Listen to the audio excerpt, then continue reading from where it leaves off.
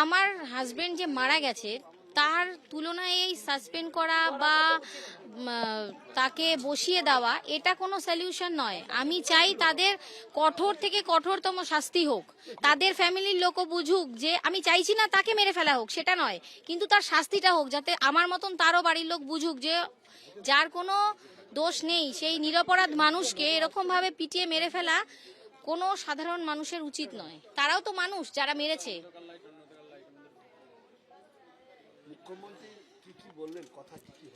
আমাকে মুখ্যমন্ত্রী আশ্বাস দিয়েছেন যে আমি বিচার পাবো, আর উনি আমার বাচ্চাদের জন্য বলেছেন যাতে আমি ভবিষ্যতে বাচ্চাদেরকে নিয়ে থাকতে পারি, সেই ব্যবস্থা উনি করে দেবেন।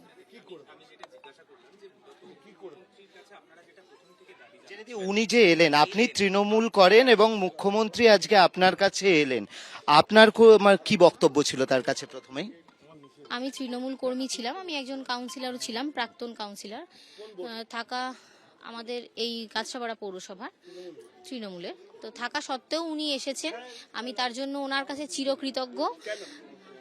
যেহেতু আমি অন্য পার্টি করতাম, মানে বিরোধী দল করতাম, আর উনি এখন বর্তমান সরকারে আছেন, উনি আমার জন্য এসেছেন, আমি তার জন্য ওনার কাছে চিরকৃতজ্ঞ। শুধু এই যে আমার বিচারটা সবার আগে চাই। যে আপনি ভরসা রাখছেন, মানে বিজেপির মুখ্যমন্ত্রী তার উপর তৃণমূল কর্মী, আপনি ভরসা? তো এখন বলতে গেলে উনি তো এখন বিজেপি নন, উনি এখন জনসাধারণের মানে মুখ্যমন্ত্রী। তো সেক্ষেত্রে আমিও এখন বর্তমানে কাউন্সিলর নই, বা আমি এখন বিরোধী পার্টি নই, কেন যেটা চলে গেছে সেটা তখন আমি ছিলাম কাউন্সিলর, এখন তো আমি প্রাক্তন সাধারণ মানুষ। তো সেদিক থেকে আমি বিচার পাবো, আমি সেদিকে পুরো আশাবাদী। দিদি আপনাদের একটা চাকরির কথা বলেছে, আপনি কি সেটা গ্রহণ করছেন? দেখুন, আগে আমার বিচার চাই। আজ বললেই যে কাল আমার বিচার হচ্ছে বা কালই আমি চাকরি করতে চলে যাচ্ছি, ব্যাপারটা তো এমন নয়। তো সেক্ষেত্রে এটা লেন্দি প্রসেস, আগে আমার বিচার চাই, তারপর আমি আমার বাচ্চাদের ভবিষ্যৎ নিয়ে। আপনার কি সন্দেহ মনে হচ্ছে এই পুরো ঘটনা নিয়ে? আপনার কি বক্তব্য? মুখ্যমন্ত্রীকে যে অভিযোগটা, একটা অভিযোগপত্র আপনি লিখে দিয়েছেন, আমি দেখলাম, কি আছে ওখানে অভিযোগপত্রতে লেখা আছে যে আমার হাজবেন্ডকে ওরা কিভাবে মেরেছে, কোথায় কোথায় ক্ষত আছে, তার ওর হাত দুটোকে, মানে এই হাত দুটোকে বেঁধে মারা হয়েছে, এইখানে দড়ির একটা স্পট আছে, পায়েও বেঁধে মারা হয়েছে, এমনকি যতদূর পায়ের নিচে কালো কালো হয়ে গেছে, সম্ভবত গরম জলের ওপরে হয়তো ওর পাটা রাখা হয়েছিল, আর পেরেক দিয়ে মারা হয়েছে। ঠিক এই পোর্শনে দুটো ফুটো আছে, পেরেক যেরকম ঢুকে গেলে ফুটো হয়, দুদিকে ওখান থেকেও ব্লিডিং হচ্ছে, আর কানের এই সমস্ত জায়গা পুরো পশ্চাৎ অংশ পুরো রক্ত হয়ে জমাট বেঁধে গেছিল কালো। ওনাকে যে গ্রেফতার করা হয়েছিল সেটা কি কোনো রাজনৈতিক উদ্দেশ্য তার পিছনে ছিল? রাজনৈতিক উদ্দেশ্য ছিল না ছিল এফআইআর এর কোনো নাম নেই, আমাদের সাথে পুলিশ কর্তৃপক্ষ থেকে কোনো রকম কোনো যোগাযোগ কিন্তু করা হয়নি। যেহেতু আমার হাজবেন্ড ভোটের পরে বাড়ি ছিল না, আমরা যেহেতু তৃণমূল করতাম, ওইখান থেকে ওকে তুলে আনা হয়, আমাদেরকে পুলিশ প্রশাসন থেকে কোনো রকম ভাবে ওই তুলে আনা থেকে শুরু করে ওকে হসপিটালে ফেলে রাখা অবধি, এই অবধি কোনো রকম ভাবে পুলিশ প্রশাসন থেকে আমার সাথে কোনো বা আমার ফ্যামিলির সাথে কোনো যোগাযোগ করেনি। যা করেছি আমরা নিজে। এই পুলিশের ডিজি এবং সিপি তারা আপনাকে বিচার দেবে, এটা আপনি ভরসা রাখছেন? ডিজি যেহেতু এখন সরকার রে এনারা আছে, বা এই যে পুলিশ প্রশাসন যারা আছেন, আমি তো বলছি না সব পুলিশই খারাপ, সেটা কোনোদিনও হতে পারে না। তো সেক্ষেত্রে আমি হালিশহর থানার যে প্রশাসন আছে আমি তাদের ওপর দোষটা দিচ্ছি, কিন্তু তা বলে সব পুলিশ তো খারাপ হতে পারে না।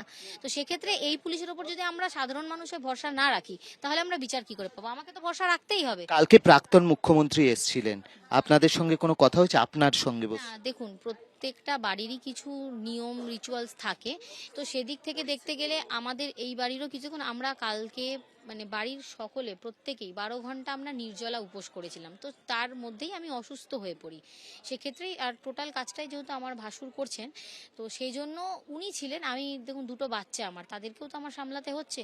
তো সেক্ষেত্রে আমি অসুস্থ হয়ে পড়েছিলাম। এই যে কেন আমি বারবার বলছি যে আপনাদের কাছে আমি এতক্ষণ এই যে একই কথা বারবার, আমার কষ্ট সেটা তো বলে আমি রিটার্ন পাবো না, আমি যে বারবার একই কথা বলছি সেটা আমি বুঝতে পারছি যে আমার ভিতরে কি হচ্ছে, বা চোখের সামনে তো আমার সেই জিনিসটাই ভাসছে যেটা আমি ওকে ওই বেডে গিয়ে দেখি চোখে ফেলে রেখে চলে গেছিল। সেটা একটা মানুষ হিসাবে আমি একই কথা কতবার বলবো?